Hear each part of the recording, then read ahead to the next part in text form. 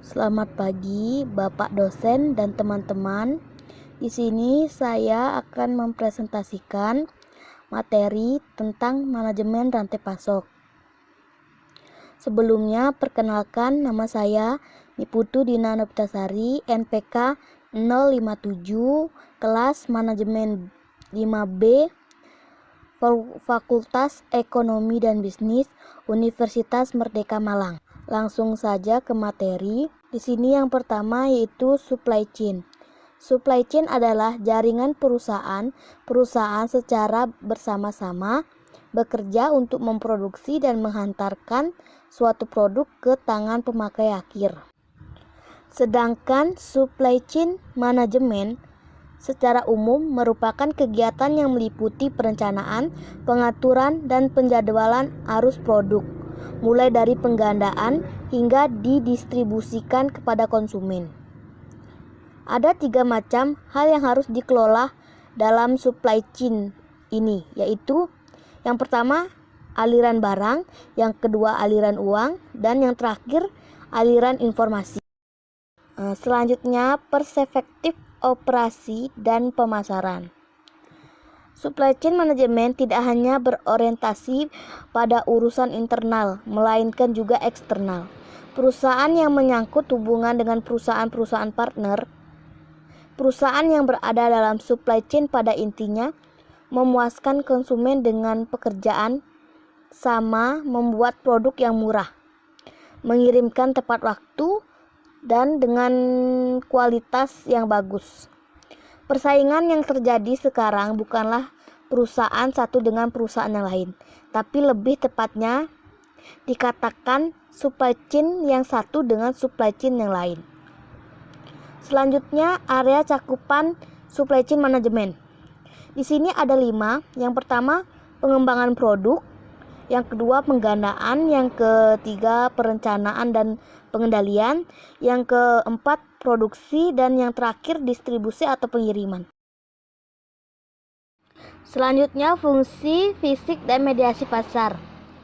Kegiatan mediasi pasar bertujuan untuk mencari titik temu antara yang diinginkan pelanggan dengan apa yang dibuat dan dikirim oleh supply chain. Kegiatan mediasi sangat penting bagi supply chain yang memproduksi produk inovatif.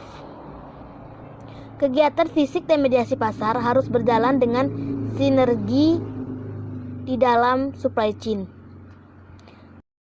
Yang selanjutnya, tantangan dalam mengelola supply chain. Tantangan pertama adalah kompleksitas struktur supply chain.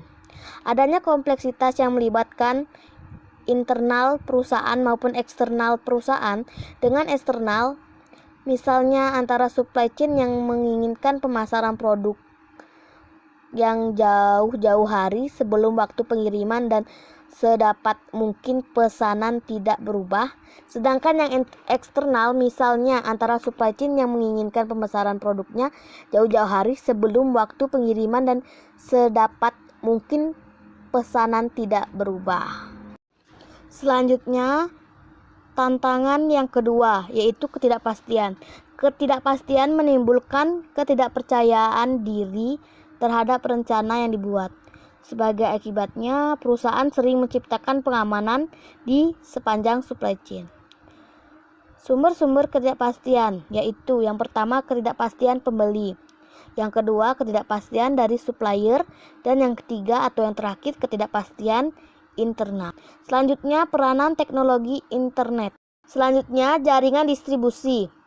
Jaringan distribusi pada sistem rantai pasok atau supply chain system merupakan salah satu hal yang mendasar dalam penetapan keunggulan kompetitif jangka panjang.